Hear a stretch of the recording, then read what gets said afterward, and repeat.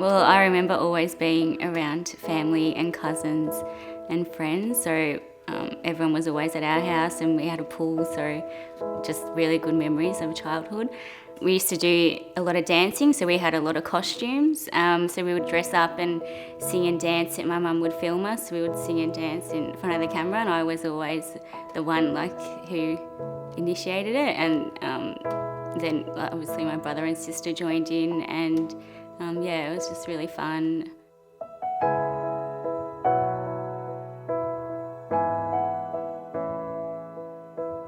Well, it all started probably February, March last year. I started getting these headaches, and silly me, I was just ignoring it and just like, I'll be fine, just carry on with normal life. And then they were getting worse to the point where I couldn't attend uni or work. And I would just stay in bed all day. So I went to my GP and said, look, I'm getting all these symptoms, maybe I should get an MRI. And he was like, oh, no, you don't be silly, you'll be fine. Just go to the chiropractor and he'll fix you up. So because he wasn't worried, I wasn't too worried about it. Anyways, time goes on and these headaches were getting worse and worse. So someone's like, go get an MRI. I'm like, okay. Like told him I want to get an MRI, and he was hesitant, but he did send me off to get an MRI. Anyways, I was feeling better after that, and I was going on holidays to Airlie Beach to visit a friend. Anyways, one night, my friend and I were going out for dinner, and I was feeling just awful.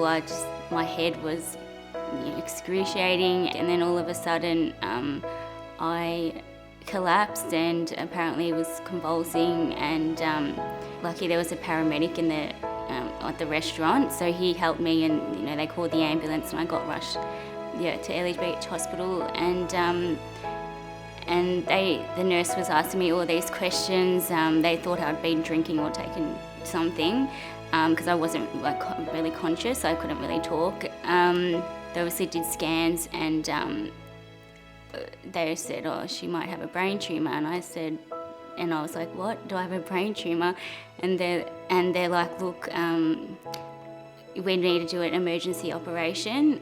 You have a lot of fluid in your brain, which is not good, and we're going to do everything to save your life. Like it's pretty serious. It was like a life or death situation. They told me.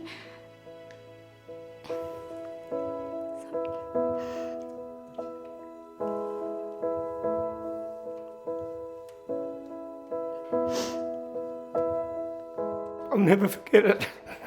That night, I was on the couch. I get a phone call from my ex-wife. She goes, we're going to Townsville. Simone's got a brain tumour. And it's like your whole world comes crashing down. The doctors rang me and they said, look, your daughter has got a brain tumour. It's serious. We've done a cannula drainage because the cerebral fluid wasn't flowing, and that's all we can do for now. Yeah, I was really scared at the time, and I just wanted my family with me. Anyways, I got to talk to my mum and my brother, and I just said, I love you, and because I had to get operated straight away, so I just said, spoke to them, and then I went in, and the nurse said, look, she was so nice, and she said, we're going to do everything to save your life, and I'm so grateful for that surgeon who no one was actually working, so he heard my case, and he's like, well, I'm going to fly down from he actually was in Townsville at the time, fly down from Townsville to Airlie Beach to do this operation because he knew how serious it was. So I'm really grateful that he was there, and he actually came down. We arrived in Townsville that morning. She was in intensive care. She had a tube down her throat. She looked, when you see your child there, helpless, it's a feeling that you don't really want to have. But she's so strong. and courageous, our little girl. She was amazing.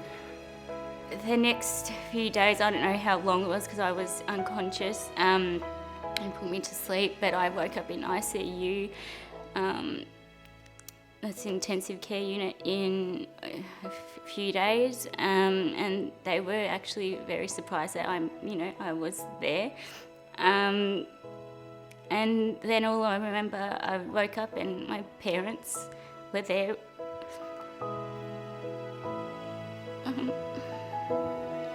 One of the doctors said, "Look, we're quite surprised your daughter made it because it was very serious what she went through. But she pulled through that." We were so confident that if she could pull through that, she could pull through anything. When I saw my parents' face, I was just so happy. I think I did start crying. I couldn't talk because I had a tube down my throat. I just remember, I think I just started crying because I was happy, but at the same time a bit traumatised by it all. And it was so good to see familiar faces because I had no, except for my friend. She couldn't come with me to the hospital. They wouldn't allow her to come. So, I was just really happy to see them. And then a week later, they took the tumour out. And they said it was successful and they got everything. Everything went well.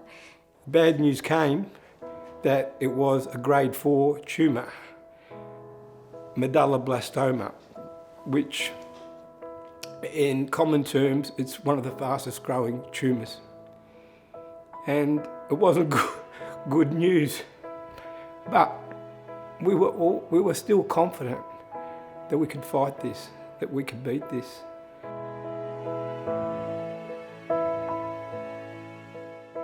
So 12 months have gone by. I actually have had surgery again. They saw that the tumour was growing and they said it wasn't giving me any problems, but if I left it, it would have caused me problems. I just said, I'd take it out, want it out. Well, it's going to be an ongoing journey. They wanted me to have chemo and radiation, but I've refused a number of times because I just don't believe in that. That's right for me, and I just believe in the treatments that I'm doing, the natural treatments, and I'm feeling fine and happy with what I'm doing. So, and I believe that I'll be well. So, my uncle is getting a whole group of bike riders together, and they're doing a bike ride from Sydney to Melbourne, to help raise money for me. And I'm so grateful for that and thankful that he has, put all this together.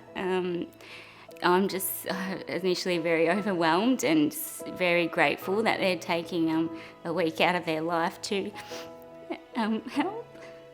Richard, my brother, an amazing man, has got together a group of guys doing this ride from Sydney to Melbourne to raise money for my daughter Simone, because she's been out of work for 2 years.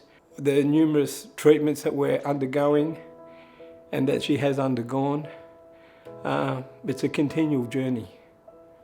People can help by supporting our cause, getting behind the riders, donating, supporting, just even being part of the team. Like, I'm going to be one of the guys in the vans.